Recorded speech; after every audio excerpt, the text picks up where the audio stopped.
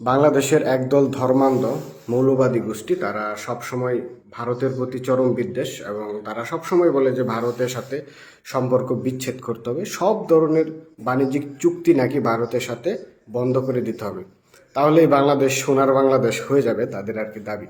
ঠিক আছে, বাংলাদেশ স্বয়ংসম্পূর্ণ হয়ে যাবে। এখন ভারতের সাথে যদি বাংলাদেশ পুরোপুরি সব ধরনের সম্পর্ক বিচ্ছিন্ন করে ফেলে, তাহলে কি বাংলাদেশ খুব বেশি আগে যাবে? এতে কি ভারতের খুব বড় ক্ষতি হয়ে যাবে? দেখুন, ভারতের সাথে বাংলাদেশের সম্পর্ক বিচ্ছিন্ন হইলে খুব বেশি একটা ভারতের যে ক্ষতি হয়ে যাবে তা কিন্তু না। ভারত যতটা ক্ষতিগ্রস্ত হবে তা ভারত পুষায় নিতে পারবে, কারণ এত বড় একটা দেশ, তাদের ইকোনমি অনেক বড়, জনসংখ্যা অনেক বেশি, তো সব কিছু মিলিয়ে তারা সেই ক্ষতি পুষাতে পারবে। ঠিক আছে, বাংলাদেশ বড় কোনো ফ্যাক্ট না ভারতের জন্য। কিন্তু ভারতের সাথে সকল বাণিজ্যিক চুক্তি বন্ধ করে দিয়ে বাংলাদেশের যে ক্ষতিটা হবে, বাংলাদেশকে পুষাইতে পারবে? বাংলাদেশের কিন্তু সত্যিকার অর্থে হোগা টাইট হয়ে যাবে, বিশ্বাস করুন, এটাই সত্যি।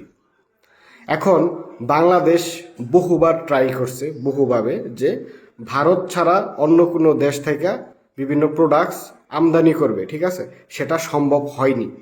এর প্রধান কারণ হচ্ছে, যেরকম ভারত থেকে আমরা চাল আনি, চাল সবচাইতে বেশি উৎপাদন করে ভারত, ঠিক আছে, এবং ভারত আমাদের প্রতিবেশী দেশ, যার ফলে আমাদের পরিবহন খরচ অনেক কম, যে কোনো পণ্যই আমরা সহজেই কম খরচে রপ্তানি করতে পারি, আমদানি করতে পারি ভারত থেকে, ঠিক আছে, যেটা আমরা অন্য দেশ থেকে পারি না। এখন এই যে পেঁয়াজ, আলু, তারপরে হচ্ছে চাল, এরকম অনেক নিত্য প্রয়োজনীয় জিনিস যেগুলো বাংলাদেশের মানুষের দৈনন্দিন জীবনে লাগে, ঠিক আছে, যে পেঁয়াজ ছাড়া আমরা একবেলা তরকারি খাইতে পারি না, এই পেঁয়াজের বেশিরভাগ অংশ আমরা ভারতের উপর নির্ভরশীল। ঠিক আছে, এখন ওই 2020 সালের দিকে, সম্ভবত করোনার আগে বা পরে এরকম, তখন কিন্তু বাংলাদেশ সরকার কিন্তু পেঁয়াজের ঘাটতি পূরণ করতে পারে নাই বাংলাদেশে। ঠিক আছে, ভারতেরও পেঁয়াজের ক্রাইসিস ছিল, তারপর বাংলাদেশ সরকার ওই মিশর, পাকিস্তান থেকে পেঁয়াজ আনছিল। ওই পেঁয়াজ যে রপ্তানি করছিল, ওটা দিয়ে কিন্তু খুব বেশি কাজে আসে নাই। যে পরিমাণ পেঁয়াজ আমদানি হয়েছে সেটা মানুষের সেটা দিয়ে কিছুই হয় না। পেঁয়াজ খাইতে হয়েছে 200-250 টাকা কেজি। ঠিক আছে, এখন একদল বলে যে পাকিস্তানের সাথে সুসম্পর্ক করবে, বাংলাদেশ নাকি পাকিস্তানের সাথে বাণিজ্যিক সম্পর্ক করবে, সরাসরি ফ্লাইট করতেছে ঢাকা থেকে, কূটনৈতিক সম্পর্ক ভালো করবে। ঠিক আছে ভাই, পাকিস্তানের সাথে সম্পর্ক ভালো করবেন? পাকিস্তান তো নিজেই খাইতে পারে না, চরম মুদ্রাস্ফীতি পাকিস্তানে, চরম ভয়াবহতার দিকে পাকিস্তানের অর্থনীতি যাচ্ছে। 1 ইউরো 300 টাকা প্লাস হয়ে গেছে, পাকিস্তানি 300 রুপি, ঠিক আছে, 1 ইউরো, ঠিক আছে। আর বাংলাদেশের 1 ইউরো 128 টাকা, 29 টাকা, ঠিক আছে। তাহলে বুঝেন, পাকিস্তানি ভিক্ষা করে খাইতেছে, আর আপনি পাকিস্তানের কাছ থেকে সাপোর্ট নেবেন। আর পাকিস্তান কি ভারতের মতো চাল উৎপাদন করে? বাংলাদেশের যে বড় একটা চালের বাজার, যে চাহিদা, এটা কি পাকিস্তান কোনোভাবে পূরণ করতে পারবে? আর পাকিস্তান কই আর বাংলাদেশ কই? পরিবহন খরচ অনেক বেশি পড়ে যাবে। তারপর কি মিশর থেকে, তুরস্ক থেকে আপনারা পেঁয়াজ আনবেন? আদৌ কি সম্ভব? আপনি যদি তুরস্ক থেকে পেঁয়াজ আনেন, তাহলে পরিবহন খরচ অনেক বেশি বেড়ে যাবে। তুরস্কের কারেন্সি আর বাংলাদেশের কারেন্সি এক না, ঠিক আছে, বাংলাদেশের কয়েক গুণ বেশি কারেন্সি। তুরস্ক থেকে যদি আপনি এত দূর থাইকা আপনি বেশি মূল্যে পেঁয়াজ কিনে এনে পরিবহন খরচ ব্যয় করে, আপনার পেঁয়াজের দাম কত পড়বে? হুগা টাইট হয়ে যাবে। ঠিক আছে, ওই মিশর থাইকা, ওই তুরস্ক থাইকা, ওই পাকিস্তান থেকে পেঁয়াজ কিনাই নাকি খাইতে পারবেন রান্না করে 300 টাকা 250 টাকা কেজি? আপনার হুগা টাইট হয়ে যাবে। আর বলেন যে ভারতের সাথে সকল সম্পর্ক বিচ্ছিন্ন করে দিতে হবে, বিশেষ করে যে হুজুররা বলে। ঠিক আছে, এই হুজুররা যখন অসুস্থ হয়, যে আহম্মদ শফি, যে হুজুর মারা গেছে, ওই যে যে হেফাজত ইসলামের আমির ছিল, উনি কিন্তু যখন অসুস্থ হয়েছিল, উনি কিন্তু ইন্ডিয়াতে যায় চিকিৎসা করে আসছে। এবং মামুনুল হক, বহু মোল্লাদেরকে দেখছি আমি, যখনই তারা অসুস্থ হয়েছে তখন ইন্ডিয়াতে যায় চিকিৎসা করছে। ঠিক আছে, এখন আপনারা সকল ধরনের যোগাযোগ ইন্ডিয়ার সাথে বন্ধ করে দিতে বলেন। এখন ইন্ডিয়া যদি আপনাদের সকল চিকিৎসা সেবা বন্ধ করে দেয়, তাহলে আপনাদের অবস্থা কি হবে ভাই? ভেবে দেখছেন? তখন কি ওই যে হুজুরদের পানি পড়া, তেল পড়া দিয়ে আপনাদের সমস্যার সমাধান হয়ে যাবে? তখন কি ভারতের সাথে সকল বাণিজ্যিক সম্পর্ক বন্ধ করে দিয়ে ওই যে হুজুরা শুধু মুনাজাত করবে আর আকাশ থেকে আল্লাহ রহমতের মানে টপ টপ করে রহমত পড়বো, টপ টপ করে চালের বস্তা পেঁয়াজের বস্তা পড়বো, ঠিক আছে? পড়বো? পড়বে না তো। তখন কি করবেন? ইন্ডিয়ার সাথে সকল চুক্তি বন্ধ করে দেন, কাল থেকেই আপনারা চিকিৎসা পাবেন না, কাল থেকে পেঁয়াজ পাবেন না, খাবার দাবার পাবেন না।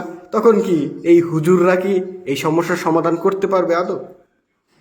কোনো কিছু বুঝে বলেন, হুশ জ্ঞান কিছু আছে, পড়াশোনা করেন, স্টাডি করেন, একটা দেশের অর্থনীতি কিভাবে চলে, একটা দেশের মানে কূটনৈতিক সম্পর্ক না থাকলে কোনো দেশের সাথে সে দেশ কোনোভাবে স্বয়ংসম্পূর্ণ হতে পারে না। পৃথিবীর প্রত্যেকটা দেশ একটা আরেকটা দেশের সাথে বাণিজ্যিক সম্পর্ক রাখে, ঠিক আছে? আর প্রতিবেশীর সাথে যত বেশি আপনি সুসম্পর্ক রাখবেন, আপনি তত বেশি আগাইতে পারবেন, আপনি তত বেশি শান্তিতে থাকতে পারবেন। একজন বুদ্ধিমান মানুষ, একজন সভ্য শিক্ষিত মানুষের কাজ হচ্ছে প্রতিবেশীর সাথে সুসম্পর্ক রাখা। সে যতই খারাপ হোক আমার প্রতিবেশী, তাকে কনভিন্স করা, ঠিক আছে? আপনারা ওইটা না করে হুদায় যায় আঙ্গুল দিতেছেন। এখন ভারতের সাথে আমাদের সম্পূর্ণই এটা হচ্ছে ধর্মীয় বিদ্বেষ, আর কিছু না। ভারত ভারত ওই হিন্দু, বাংলাদেশি, মুসলিম, এই যে একটা ডিসক্রিমিনেশন, মূলত ধর্মীয় বিদ্বেষ ভারতের প্রতি, আর কিছুই না। ভারত আমাদের এরকম কোনো ক্ষতি করে ফেলায় নাই। পাকিস্তান যতটা করছে, 30 লক্ষ মানুষকে নৃশংসভাবে হত্যা করছে, 5 লক্ষ নারীকে ধর্ষণ করছে, ঠিক আছে? আপনার বোনকে, আপনার ভাইকে মারছে পাকিস্তান, আপনার বোনকে ধর্ষণ করছে, মাকে ধর্ষণ করছে, আপনার ভাইকে গুলি করে মারছে, ঠিক আছে? নৃশংসভাবে নিরীহ বেসামরিক নাগরিককে হত্যা করছে পাকিস্তান।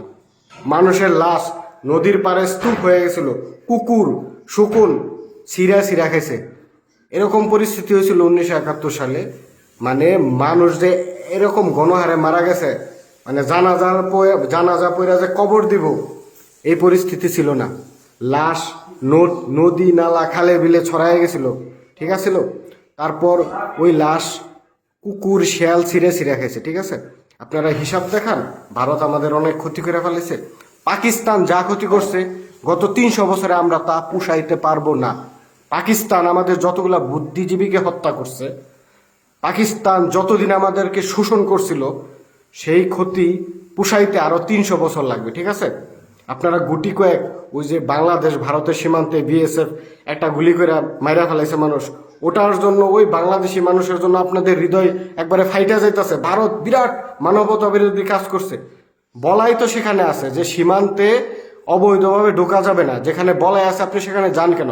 আর বেশিরভাগ মানুষ ক্রাইম করতে যায়, চোরাচালান করতে যায়, মাদক চোরা কারবারি করতে যায় ওই ভারতের সীমান্ত দিয়ে, ঠিক আছে? আমি ধরে নিলাম সেটা মানবতা বিরোধী, কিন্তু কম্পেয়ার যদি করেন ভারত এবং পাকিস্তানের কম্পেয়ার করেন, কারা বেশি ক্ষতি করছে? ইতিহাস পড়েন, স্টাডি করেন, দেখেন তো। ভারত যতগুলা মানে সীমান্তে মানুষ হত্যা করছে সেটা গনে গনে রাখা যাবে, 500, 1000, 2000 সর্বোচ্চ। আর পাকিস্তান 30 লক্ষ মানুষকে হত্যা করছে, বেসামরিক নিরীহ। এরকম কখনো হয় না যে ভারতের জনগণ ভারতের মিলিটারি বাংলাদেশে আইসা নির্বিচারে গুলি করে মানুষ হত্যা করছে, নারীদেরকে হত্যা করছে, শিশুদেরকে হত্যা করছে, নারীদেরকে ধর্ষণ করছে এরকম? আপনারা অকৃতজ্ঞ। 1971 সালে ভারত যদি বাংলাদেশকে সাপোর্ট না করতো, সহযোগিতা না করতো, কোনো দিনও সম্ভব ছিল না। কারণ তৎকালীন সময় 1971 সালে সব কিছু পাকিস্তানের কন্ট্রোলে ছিল। যত আর্মস, গোলা বারত, মিলিটারি, অর্থনৈতিক সিস্টেম সব কিছু তারা কন্ট্রোল করতো, ঠিক আছে? বাঙালিরা ছিল শূন্য হাত, ঠিক আছে? খালি হাতে যুদ্ধে গেছিল। সেই সময় ভারত সাপোর্ট না করলে বাংলাদেশ নামক রাষ্ট্রটাই হইতো না, ঠিক আছে? মুক্তিযুদ্ধের জন্য আমি অবশ্যই ভারতের কাছে কৃতজ্ঞ। ভারত ছাড়া বাংলাদেশ কখনো স্বাধীন হইতে পারতো না। স্টাডি করেন, পড়াশোনা করেন, মূর্খ আর কতদিন হয়ে থাকবেন, ঠিক আছে? পাকিস্তান কখনোই আমাদের ভালো চায় নাই। পাকিস্তানকে যে প্রকৃত বাংলাদেশি, যার ভিতরে ন্যূনতম দেশপ্রেম আছে, সে কখনো পাকিস্তানকে সাপোর্ট করতে পারে না। পাকিস্তান আমার বোনকে দর্শন করছে, আমার মাকে দর্শন করছে, আমার ভাইদেরকে হত্যা করছে, ঠিক আছে? 1 2 নারী না, 5 লক্ষ নারীকে দর্শন করছে এই পাকিস্তানিরা। নিরীহ শিশুদেরকেও পর্যন্ত ছাড়ে নাই।